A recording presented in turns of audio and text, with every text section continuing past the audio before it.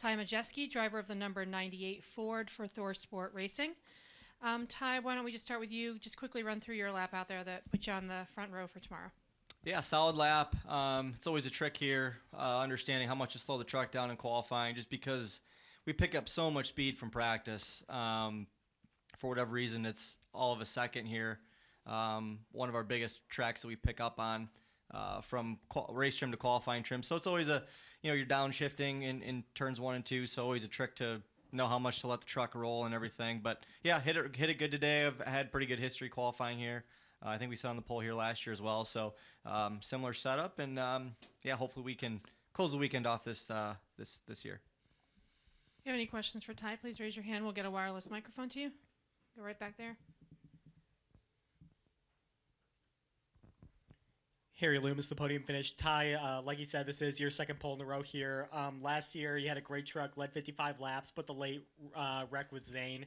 Are you someone that goes back and kind of thinks about kind of how you could have done that differently last year? And do you use kind of missed opportunities like that as motivation, especially coming back to this track for the first time? Yeah, you have to. On one token, you can't dwell on the past, right? But you have to go back and understand what you did wrong and fix it. So, yeah, never a good situation when, you have one of the better trucks and, you wreck a fellow Ford truck for the win at the end of the race. So, yeah, I went back and looked at it and thought about what I could have done different and hopefully not make that same mistake again. But hopefully we're in that same position again. We've had an up and down season. The speed has always been there. But these last couple weeks we've been kind of up and down on the execution side of it. So the hard part is finding the speed. Sometimes when you don't have the speed, it's hard to find it. I feel like we haven't lacked that all year. We just have to do a better job at making the best of whatever that day offers us. Go up here to the front.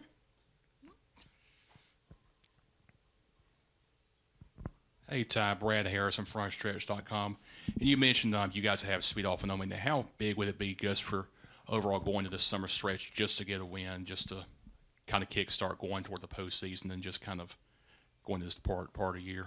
Yeah, it would be a huge deal. I feel like I've made some mistakes that have costed us wins this season.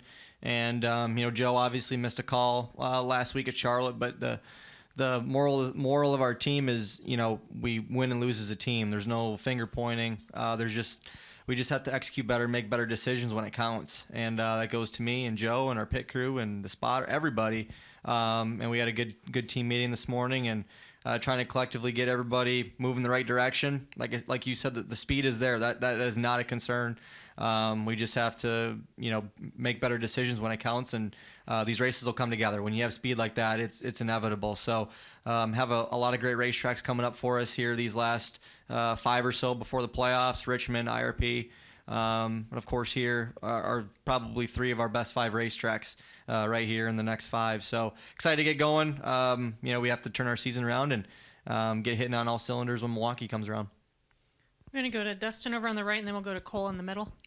Dustin Levine on NASCAR.com. Ty, kind of right off that, the speed aspect, fastest on the 10-lap average. So how do you feel about your truck and race trim?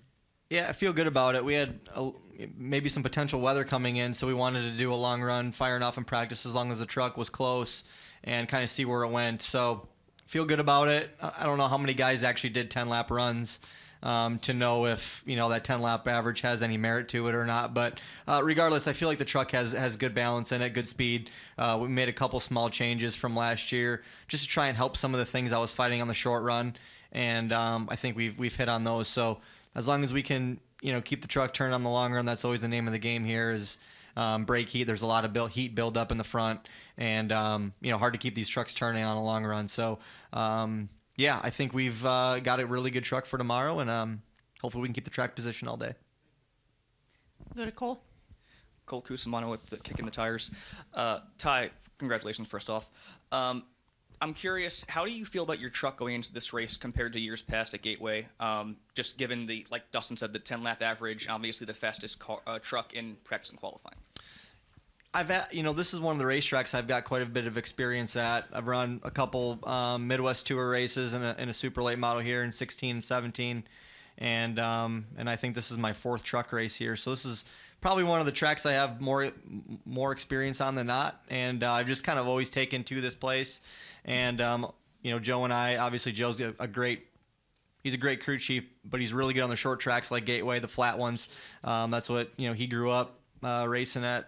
All those little racetracks in Wisconsin that are flat, and this place has a lot of those characteristics. So between my short track experience and his, we just really normally put really good trucks out on the racetrack here together, and that goes a long way. So haven't been able to close one out yet. I think every time Joe and I have been here, we've ended up in a wreck. So we just need to put the whole race together. I know I said that a few times already, but I can't pound it enough. We just have to put the whole race together, and I think the results will come.